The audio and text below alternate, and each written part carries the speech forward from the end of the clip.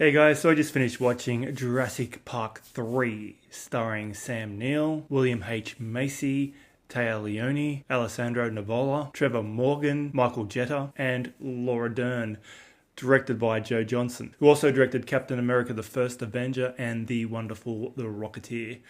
If you've not seen those movies, then what are you doing here? So this movie basically sets up the premise that Sam Neill's character, Alan Grant, is going to go back to the island. Well, not to the island. The first island was Isla Nublar. This island is Site B, Isla Sorna, which featured in The Lost World Jurassic Park, Part 2. Are you saying that you wouldn't want to get onto Isla Sorna and study them if you had the chance? No force on earth or heaven could get me on that island. So this one, Dr. Alan Grant has never been on this island. So William H. Macy and Téa Leoni have lost their son. He's been adventuring with a good family friend, Ben. They were paragliding just off the coast of this island, Site B. Dinosaurs attack, chaos ensues, the boy is stranded on the island. So his parents, who are divorced, Téa Leoni and William H. Macy, are going to the island to find him, but they need some help. So they kind of promise Dr. Alan Grant a lot of money to go on a sightseeing tour of this island. He's under the pretense that he's just going to be showing them some dinosaurs from high up in a plane. He has no intention of going on the island. I've chartered an airplane to fly us over Isla Sorna, and we'd like you to be our guide. We'd love to make a contribution to your research here. It's not till the plane lands, when he's quite concerned about the landing of the plane on an island infested with dangerous dinosaurs, that he realizes that he's actually been duped. The couple are there to find their lost son, and he's kind of roped into helping them. Nice. My God, I'd forgotten. We have a landing strip up You ahead. cannot land on this island. Oh my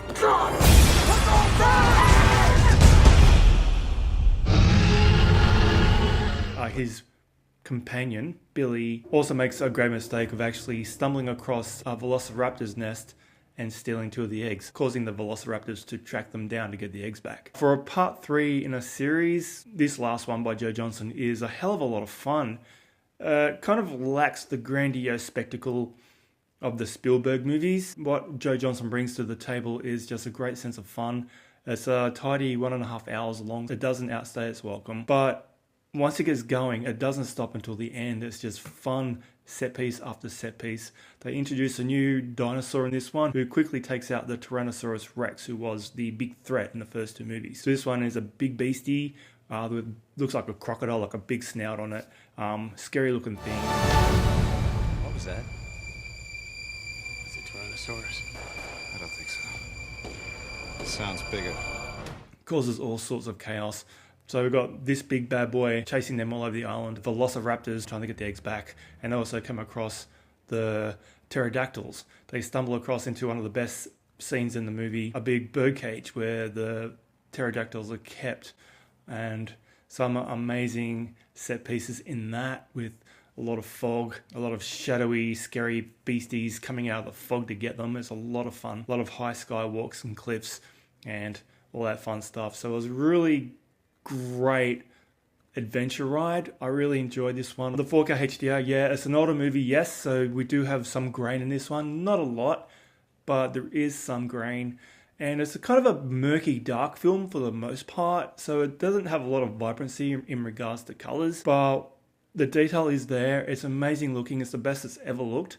It's cleaned up really well, so the close-up facial features, you see all the pores and the hair and the clothing detail you really see quite well. But like I said, the colours are kind of muted, but when they do shine, they're really quite lovely. It's a good looking film. And the dark scenes, once again, you got the inky blacks and you can see every detail. So for the 3rd entry in the franchise, this was a lot of fun. I really enjoyed this one. It was a real treat to have Sam Neill back in the franchise after part 1. He disappeared for part 2, as did Laura Dern. They both reprised their roles in this one, although Laura Dern's only in it for a little while. She's just a cameo. But Sam Neill does return, and it's great to have him back in that role. And once again, he's paired up with the kid. So his paternal instincts, once again, being tested. The special effects hold up really well with the dinosaurs. They do start adding a little bit of colour to them. They throw a few feathers onto some of them, because the theory is that dinosaurs eventually did kind of evolve into birds. So they kind of play with that a little bit. And the digital effects work still holds up pretty well for this one. Whereas in part 1, It was a little bit blurry, a little bit low res for the digital work, but in this one with the technology being there and being a little bit more newer, yeah, the digital work still holds up really well. But as is with these films, they do use a lot of model work, so that's where it really stands out. So the dinosaurs look great. So a lot of fun. I'm going to score Jurassic Park 3 a solid 7.5.